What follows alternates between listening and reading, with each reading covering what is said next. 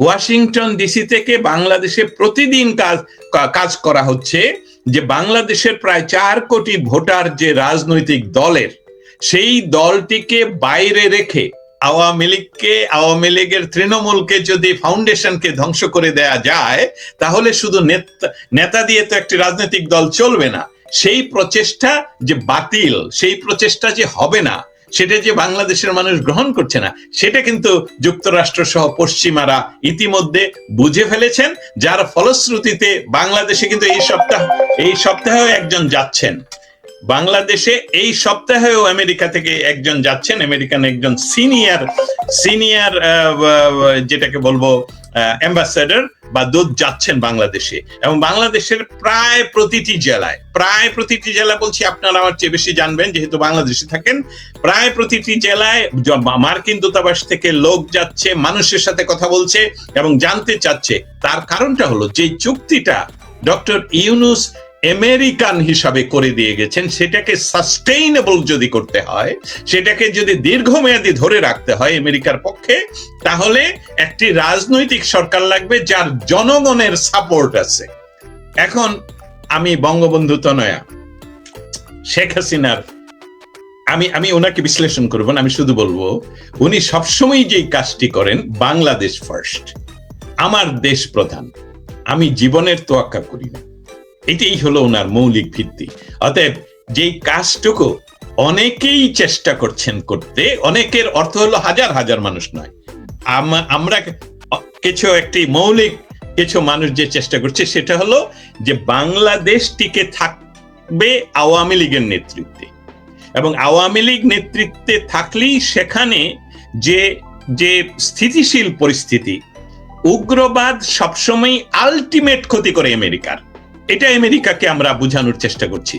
একটি উগ্রবাদী রাষ্ট্র, তারা সেখানে সবসময় আলটিমেট শত্রু, তাদের প্রধান এবং শেষ শত্রুটাই হলো আমেরিকা।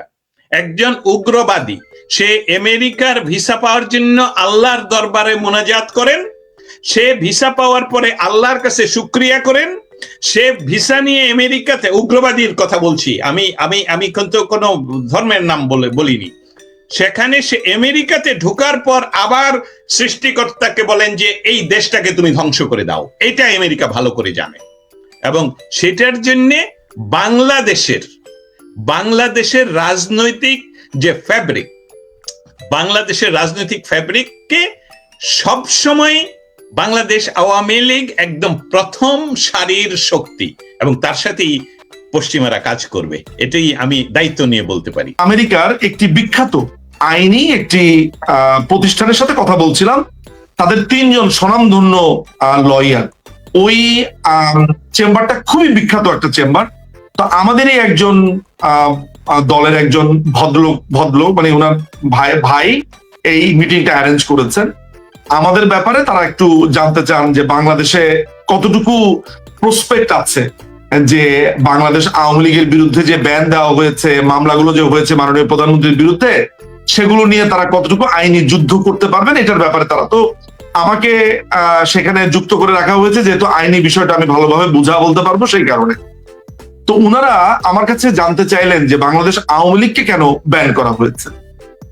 তা আমি তখন তাদেরকে জানালাম যে বাংলাদেশ আওয়ামী লীগকে ব্যান করা হয়েছে সন্ত্রাস বিরোধী আইনকে অ্যামেন্ড করে 18.1 অনুচ্ছেদ এটাকে কেন্দ্র করে, এবং আন্তর্জাতিক অপরাধ আদালত যেটা আছে সেটাকে অ্যামেন্ড করে, ইউনূসের পুরো অবৈধ দখলদার বাহিনী এই অ্যামেন্ড করেছে।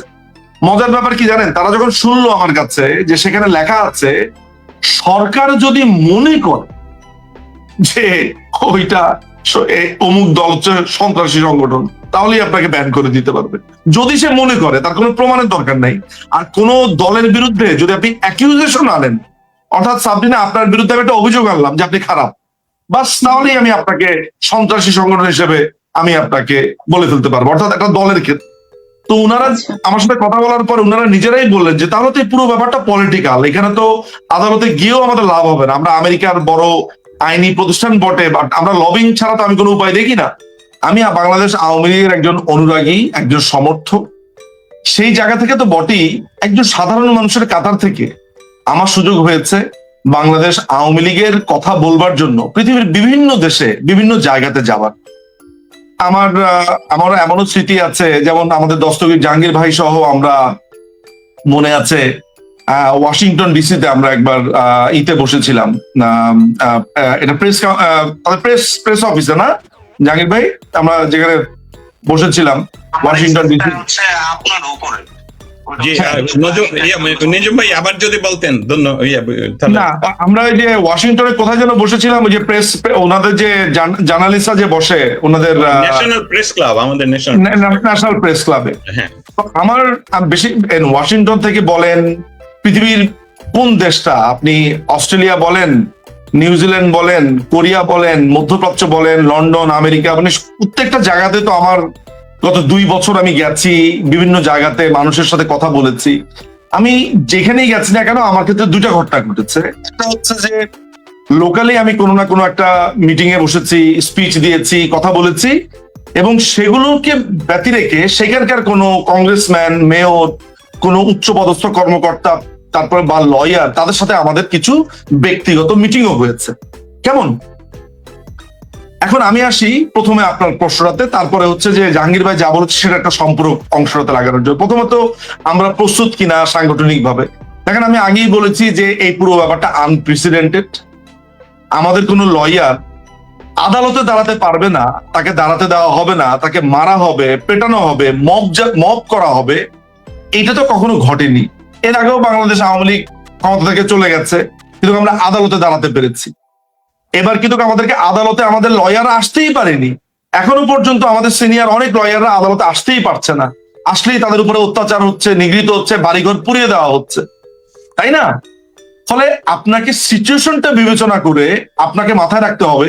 এখন আপনি যদি ধরেন অভিযোগটা এইভাবে আসে যে আমরা এখনো সংগঠিত হতে পারলাম না, আচ্ছা, আমরা এরকম একটা আনপ্রেসিডেন্টেড অবস্থাতে এখন যদি আপনি লক্ষ্য করেন, আমরা রিট পিটিশন করেছি এই সরকারের এগেনস্টে, সরি আওয়ামী লীগের ব্যানের এগেনস্টে। আমরা ইউনূসের বিরুদ্ধে মামলা হয়েছে, বিভিন্ন মানুষ মামলা করেছে, হামে মৃত্যু নিয়ে মামলা হয়েছে, নানান রকমের হয়েছে। অথচ 5ই অগাস্টের পরে আপনি কখনো কল্পনা করতে পেরেছিলেন যে আমাদের কোন লয়ার গিয়ে দাঁড়াবে? একটা লয়ার কথা বলছিল, আমি জানি না মনে আছে কিনা, তাকে পেছন থেকে হাত দিয়ে চর মারছে, আপনার মনে আছে সেই কথা? একদম। সেই জায়গাগুলো কিন্তু আমরা উত্তরণ করে এই অবস্থাতে এসেছি। ফলে এইটা এমন একটা নজিরবিহীন সিচুয়েশন ছিল যেখানে আপনি প্রচলিত যেই সাংগঠনিক পদ্ধতি আছে সেখানে অ্যাপ্লাই করতে পারবেন না। এইটা আমরা ইনভেন্ট করেছি।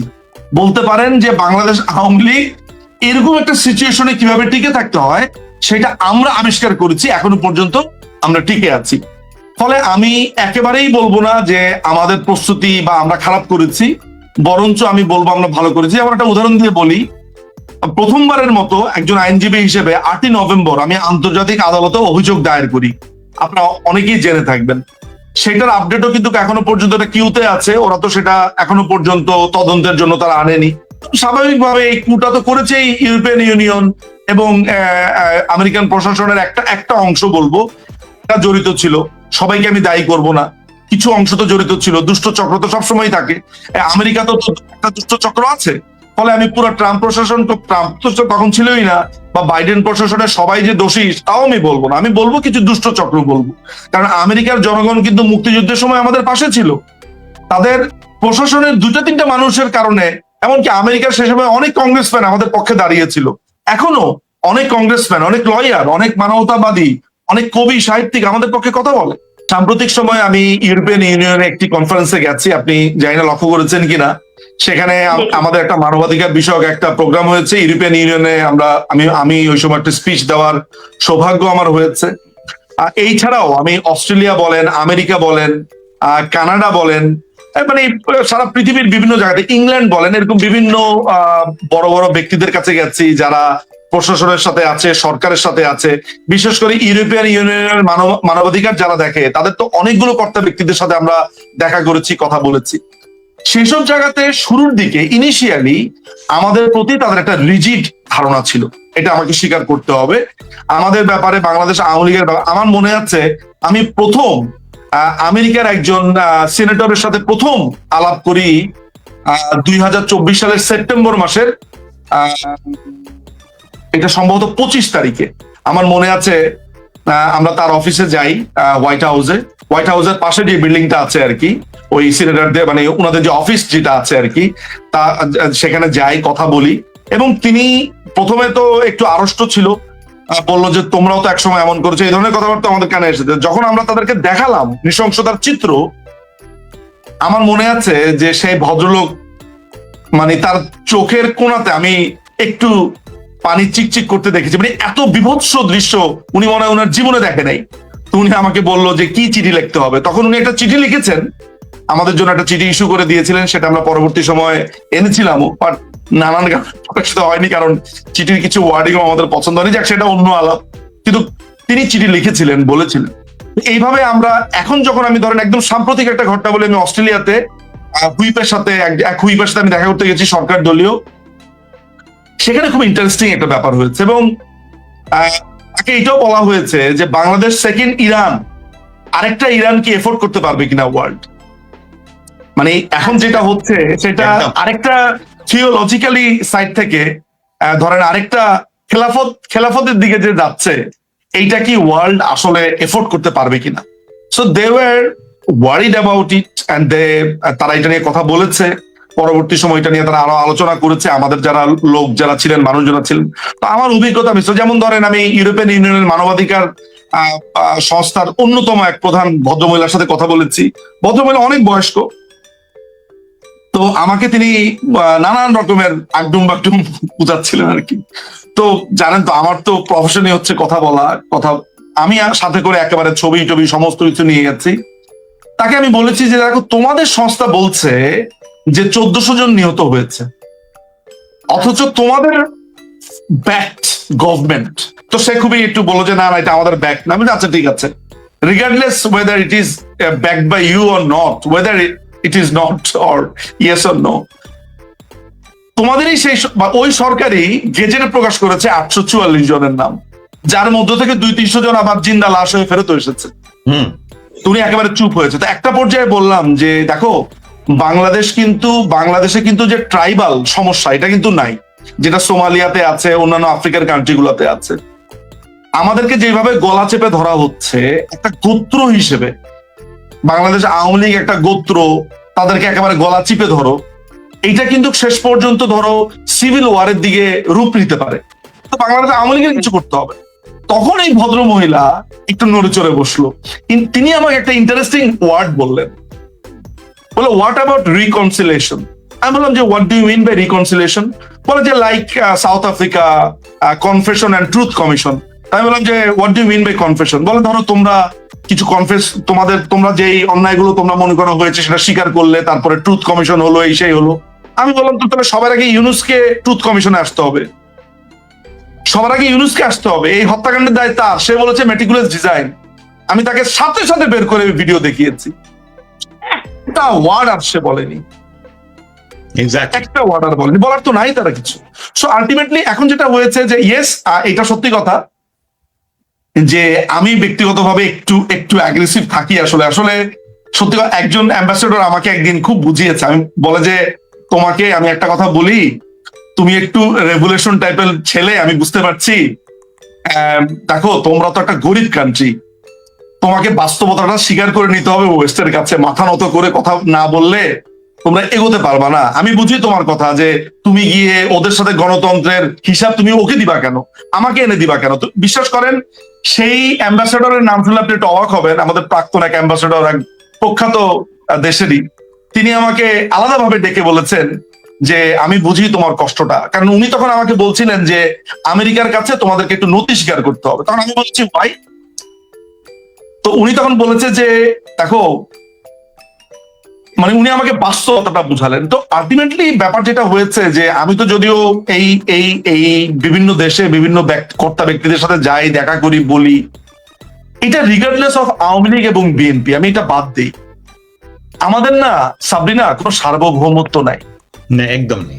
এই যে সভরেন্টির কথা বলি, এটা আমার থেকে আরো ভালো হারে হারে টের পাবে আমাদের দস্তগীর জাহাঙ্গীর ভাই, কারণ উনি তো এই আগুনের মধ্যেই বসে আছেন। একদম আমাদের তো সভরেন্টি নাই। আমরা বলি সভরেন্টি নাই। আপনাকে স্বীকার করে নিতে হবে you are living in a colony. Now you have to decide which colony you belong to, British colony or American colony. আপনি এইটাকে স্বীকার করে তারপরে আপনি অন্য আলাপ করেন। এই যে যারা এখন ক্ষমতাতে আছে, তারা কি কারো আশীর্বাদ ছাড়া ক্ষমতাতে আছে বলে মনে হয়? শুধুমাত্র বঙ্গবন্ধু কন্যা সেই কলোনিতে থাকতে চান নাই, কলোনিতে থাকতে পারবেন না, সেটার কারণে তাকে আজকে এই অবস্থার মধ্যে আমাদেরকে পড়তে হয়েছে।